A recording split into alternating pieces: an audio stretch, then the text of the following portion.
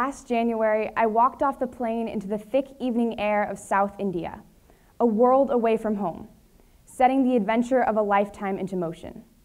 If you would have told me 3 years ago that as a 16-year-old, I would kneel before a dead Indian woman at a funeral in a tiny village hut, or hold hands and celebrate Chinese New Year with Thai kids rescued from a cruel life in the sex trade, or that I would help lead a youth camp for AIDS orphans in Uganda, or set a Guinness World Record with our community, or even that I would be standing here giving a TED Talk.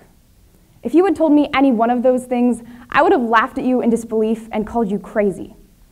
But all of those things did happen. It all began with a far-fetched dream to travel the world. I was just 13 years old, reading a book about a family who had journeyed the globe together. Their stories inspired something deep inside of me, and suddenly I had this longing to go out and see the world.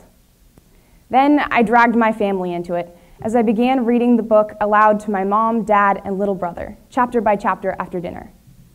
We ventured vicariously through them, sparking our own fantasies.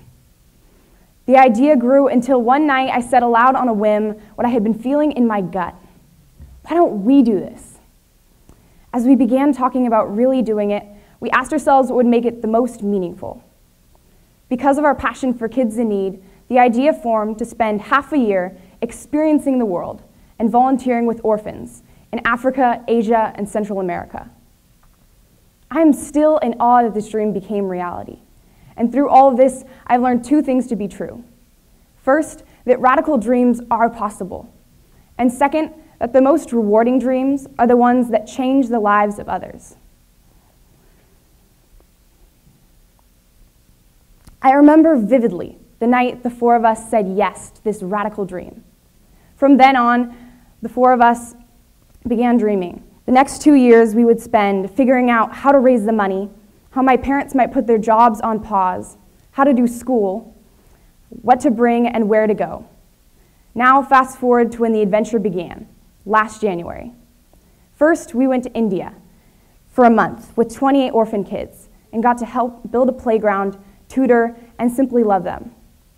From there, we headed to Chiang Mai, Thailand, to volunteer with an organization seeking to prevent desperate families from selling their own children into the sex trade.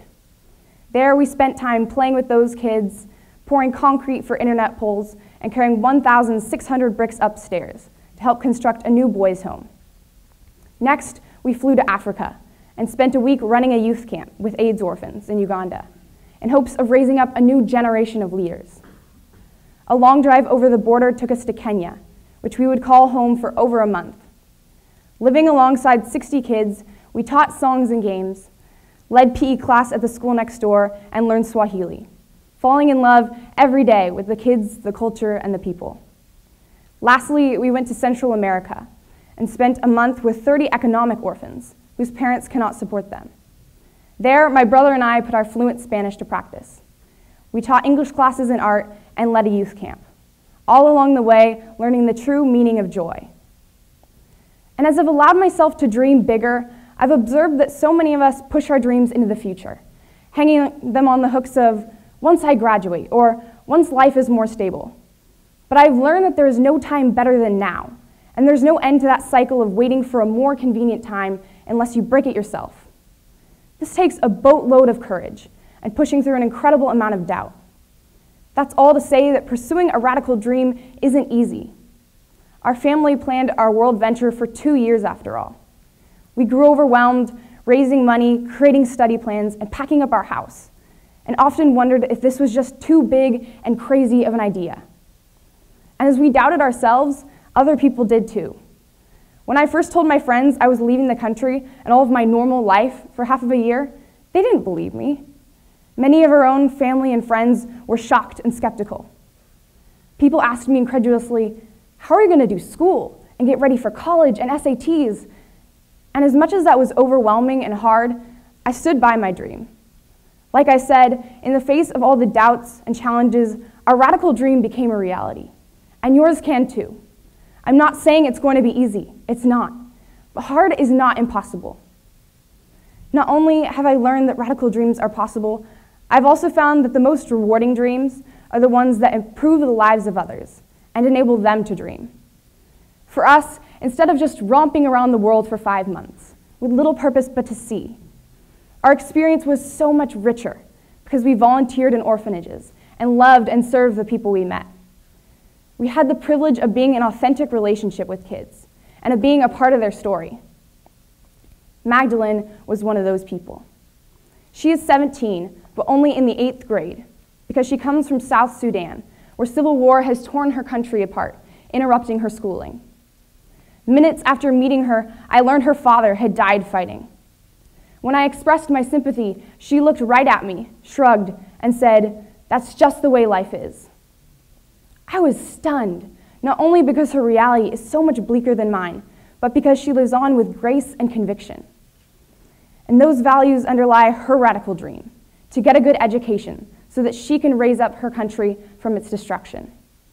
Under her circumstances, that is a daunting task. But I believe Magdalene has the tenacity to defy circumstance and be a positive catalyst in her country. Someone else I had the privilege of meeting in Kenya was a little girl named Leah. One late afternoon, she took my hand in hers and led me to the round cement hut where her and several other girls live. Underneath her bunk bed, she tugged open a drawer that contained a small mound of clothes, 3 tattered books, and 1 pair of shoes. It took me a moment to realize that I was looking at all of her belongings, 1 drawer full. What a contrast to the closet full of clothes and toys I had at her age. From the drawer, she retrieved a pink lunchbox, and inside was a bundle of letters and photographs that her American sponsor, who provides financial support and encouragement, had mailed her over the years. In the way that she handled them with such care and pride, I could see how much she treasured them and how much joy her sponsor brought her. It was in moments like these when I realized how something so simple could radically change a life. I have since become a sponsor, using my babysitting money for a little boy named Joseph, who was abandoned at the age of 2.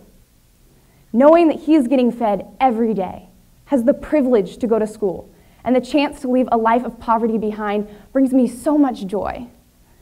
I have discovered firsthand what an impact we can each have. There are so many needs in the world, and we have so much. It isn't hard to change a life. My radical dream to see the world began as an impulse for adventure, but it became a whole lot more meaningful when I saw that I, as a 16-year-old, could actually be a part of transforming a kid's life. Now that I've tasted this, I can't help but chase radical dreams. Now I have a new crazy dream: to write a book telling the stories of the kids I've met and to inspire people to make a difference. For me, this is a daunting task, but most wild dreams are. What about you? What can you envision? And what do you care about? Putting a dream into action can begin with something small, like earning money for a kid like Joseph, or with something huge, like writing a book. What if you and I did this now and not sometime later? Allow yourself the audacity to pick a dream and pursue it, to creatively weave your passions into something that will bring hope to people who are hopeless. Once you begin, you might just find it's hard to stop. Thank you.